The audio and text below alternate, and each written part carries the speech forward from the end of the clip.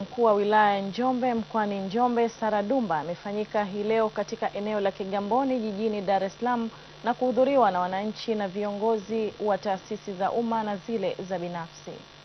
Marehemu Sara Dumba ambaye aliwahi kuwa mtangazaji wa iliyokuwa Radio Tanzania Dar es Salaam alifariki ghafla akiwa hospitali ya wilaya ya Njombe Kibena alipopelekwa kwa matibabu baada ya kupatwa na tatizo la kupumua. Taarifa ya Donini Mlai inasomwa na Edward Kondela. Nia ya Watanzania wakiwa katika ibada maalum ya kuaga mwili waliyekuwa mkuu wa wilaya Njombe Sara Dumba iliyofanyika jijini Dar es Salaam.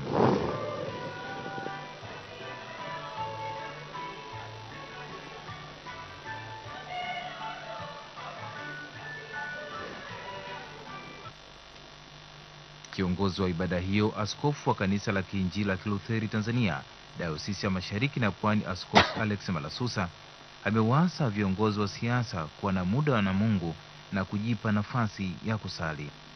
Karibieni Mungu. Mkaribieni Mungu ili Mungu aweze kuwasaidia. Ili Mungu awe pamoja nanyi. Karibieni Mungu ndugu zangu.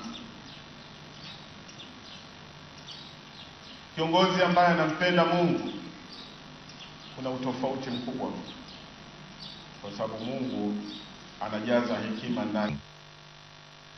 Waziri wa Nchi Ofisi ya Rais, Tawala za Mikoa na Serikali za Mitaa, George Simbachawene, aliyemwakilisha Rais Dr. John Magufuli katika mazishi hayo, amesema marehemu Sara Dumba ameacha somo kwa viongozi na Watanzania kwa kumtumikia Mungu pindi wanapokuwa madarakani. Tumkumbuke Mungu wakati wote, maana madaraka tuliyopewa na vyeo tuliyopewa ni kwa sababu yake, ili tuweze kuwahudumia watu wake. Bila shaka tuliyopata bahati ya kusikia, tumesikia. Tutaenzi maneno haya, lakini kubwa, mfano mkubwa wa maisha ya Sara. Pamoja na kwamba alikuwa ni mwanamama, lakini wanashuhudia wengine ujasiri wake na uwezo wake wa kufanya kazi.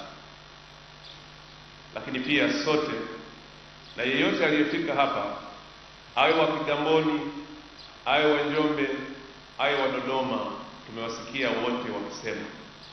Nao baadhi ya waombolezaji waliohudhuria mazishi hayo, wakiwemo mkuu wa mkoa wa Njombe Rehema Nchimbi na mkurugenzi mkuu mstaafu wa TBC Clement Mshana, wamemzungumzia jinsi walivyofanya kazi na marehemu Sara Dumba.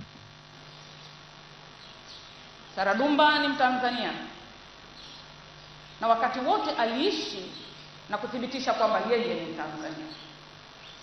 Alipenda Tanzania na kuficha upendo wake kwa Tanzania, na wakati wote alisema hakuwa na taifa lingine isipokuwa Tanzania. Sara Dumba ni mwana Njombe. Mimi nimemkuta Njombe 2014. Kama ni kufanya kazi kwa mafanikio, nimejifunza sana kutoka kwa Sara ya juu. Sisi TBC tumempoteza mwanataaluma mwenzetu, lakini tunachoweza kufanya sasa hivi ni kuzidi kumwombea na kuyaweka na kuyafanyia kazi yale aliyoamini na kuyafanyia kazi, na kuzidi kumwombea.